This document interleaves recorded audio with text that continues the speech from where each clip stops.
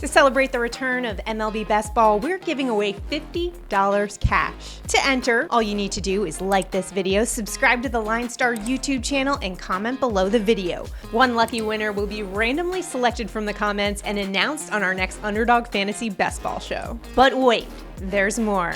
By liking and commenting on all 11 of our Best Ball videos, you're automatically entered in to win a $250 grand prize. The winner of the grand prize will be announced on our final Best Ball show of the season on March 29th. Good luck, let's go win some money. Welcome to the On Deck podcast presented by LineStar. Alongside Tyler Wiemann, I'm Shannon Sommerville. We've got your top 5 strategies for Underdog Fantasy's Best Ball tournament. Baseball season is around the corner, so we are back. We are on deck, so to speak. We are. For the On Deck podcast, and today we're going to be focusing on that Underdog Fantasy Best Ball tournament that is going on now, and you can sign up for that with the Underdog Fantasy app. If you don't already have it, make sure to download it and use our promo code LineStar. You'll get up to $100 of your deposit match, so link to that is below. Use our promo code. You'll also... There's more. 2 free months of LineStar, which is one of the best tools out there to dominate in daily fantasy. It has a lineup optimizer and also our props AI tool that'll help you find the best edge in the prop market. So make sure to check that out as well. We've also got a contest going on for our Best Ball videos. We've been having 12 videos now up to the start of MLB season, and for each video we are going to be giving out $50 to one randomly selected commenter. So the first video that we did, if you haven't already seen it, it's what is Best Ball? We go into an explanation. If you're watching this video right now and you're not really sure what we're talking about, you can go back to that one and watch that first. That explains what exactly the Best Ball tournament is. And today we'll be going over strategies, though, to help you win some money. At the end of this video, we will reveal last week's contest winner. So make sure you stay tuned for that. And if you're watching us right now, make sure to comment right now for your chance to win $50 on this video. The winner will be announced on the next video. Very simple there. All right, so our top 5 strategies for Best Ball. Tyler is a Best Ball expert.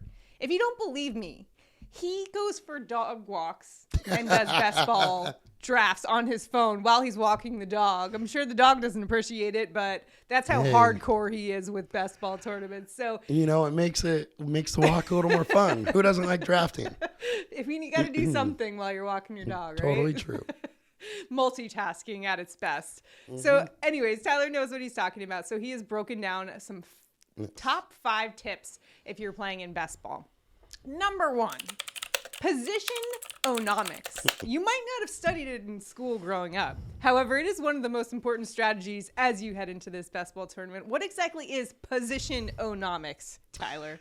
Yeah, we're really talking about a couple different things here as far as the positions for Best Ball.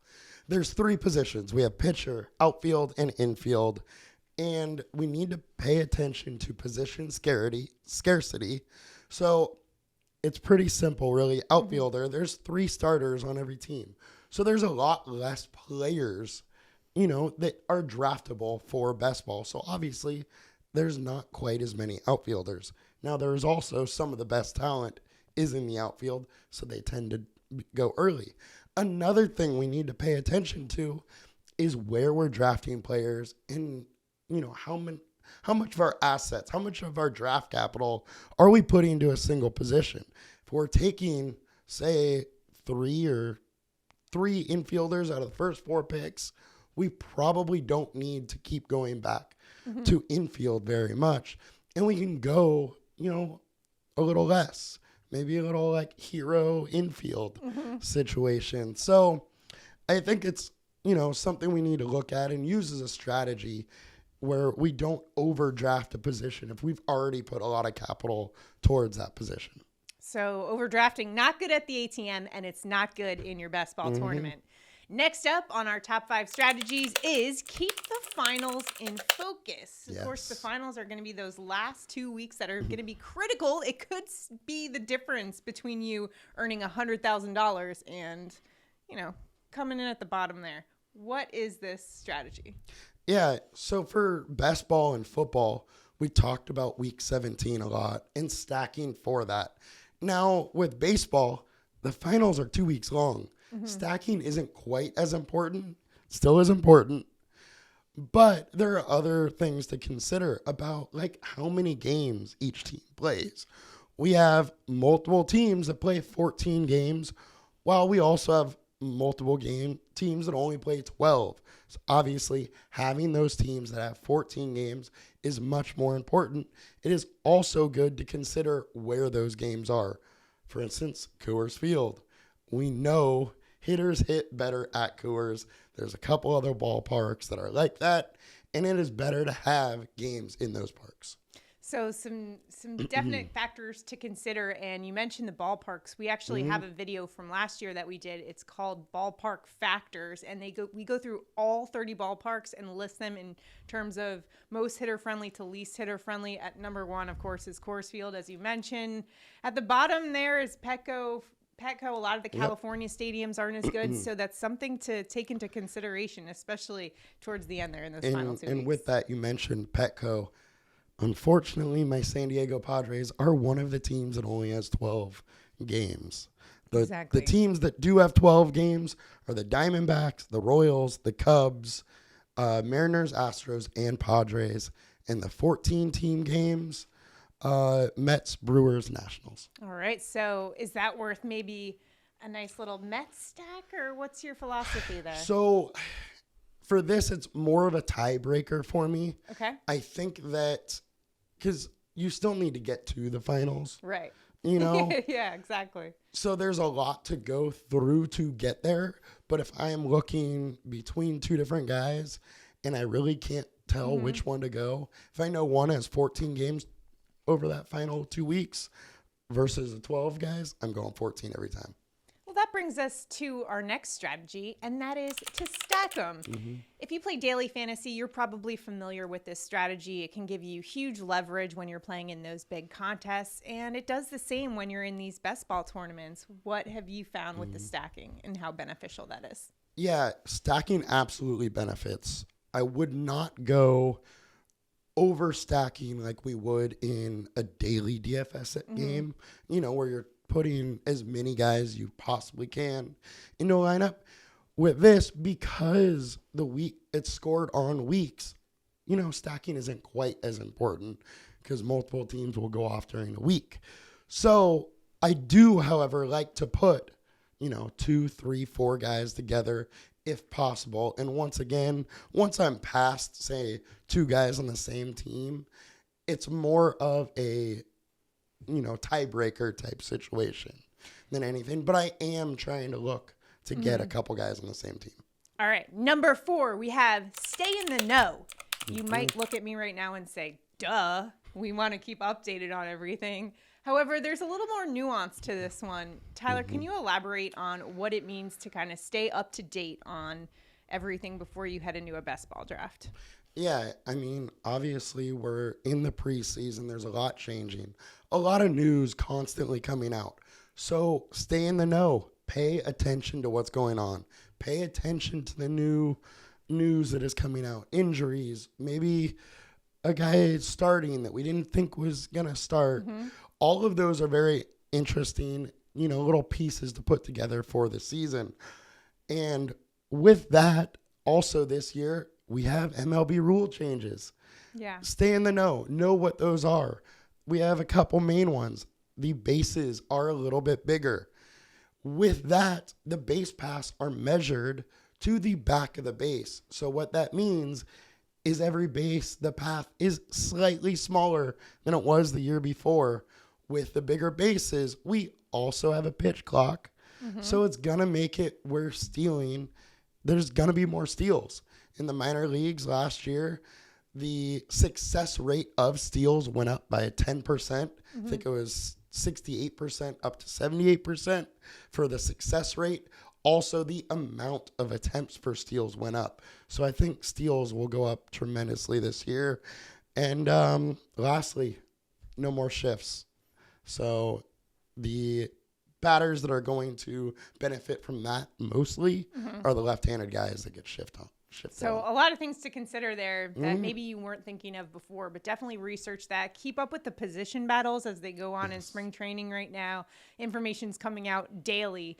And also keep an eye on those prospects that are coming up too, because you could find a lot of value with some of the rookies that are going to be heading into the league this season. Absolutely. Especially late in the season when they might get a call up, and who knows who's going to be the star this year. Yeah, I mean, last year, if you didn't draft Julio Rodriguez, you're pretty much done because he was going so late in those drafts last year.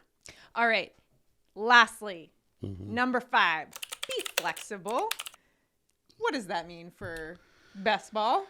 So you may go into your draft with a plan. Don't be totally stuck on that one plan. Say, you know, you may go in going, I just want to hit outfield hard early, then be done with it. But you're later in the first round, you end up having to go infielder. When it comes back around, you go infielder again. Your plan is totally up in the air. Yeah. Don't freak out. Be flexible. Just know where else you can go and where guys are going in the draft so you can still have a decent outfield like you wanted to. It's easier to be flexible when you are prepared, which is a big component of that as well. And one of the questions that I asked you yesterday was, should you do a draft where there's 8 hours in between or 30 seconds per pick? And I wasn't sure. I figured just looking at it like, 8 hours, you have more time to prepare, but you had kind of a counter argument to that, which was. Yeah, I personally like the short drafts. I think that people get scared, flustered when their plan doesn't go their way. So the more prepared you are, I think the better those short drafts are, just because you can, you know, steal players that people missed because they were a little flustered. All right. So let's recap our top 5 strategies. We got know your position-omics. Keep finals in focus, stack them, stay in the know, and be flexible. We hope you go out there and dominate your best ball. If you have any questions, drop them in the comments. A comment will also earn you an automatic entering into our contest where you can win $50. We'll announce the winner on the next best ball video. Right now, though, we're going to announce the winner from last video, and that is, drumroll, Mike 24463, who commented, "Hope hit it big." Well, it just hit $50. Congratulations. If you want to hit it big like Mike did, make sure to comment on this video. Also, make sure to like this video, subscribe to our channel, and maybe even sign up for those notifications as well. We're coming out with video content constantly. NBA props every day. We're going to have baseball coming up soon, so make sure you're staying up to date with what we're coming out with. And also, make sure to check out the LineStar app. It's a great tool as we head into baseball season to dominate daily fantasy and those props as well. And lastly, again, Underdog Fantasy, great way to get in the game. And especially right now, we're in a bit of a lull after football season and you want to get excited for baseball. Well, best ball is such a fun way to do that. As I mentioned at the top of the show, Tyler's doing it as he's walking the dog. I mean, that's how, fun it is. And he can't seem to get away from it. All right, good luck out there in all your best ball drafts. Again, if we can help you at all, drop them in the comments. We are here to help you win money. And we're hoping that maybe one of our commenters will hit it big, or Tyler hits it big, or I do. And then we'll be able to use our cash gun, which I'm so excited about. All our props. We will be using money it. Sunglasses. We're just looking to make some money in this best ball tournament. All right. That's going to do it for our top 5 strategies for best ball. We'll see you guys next time. Have a good one, guys. Bye.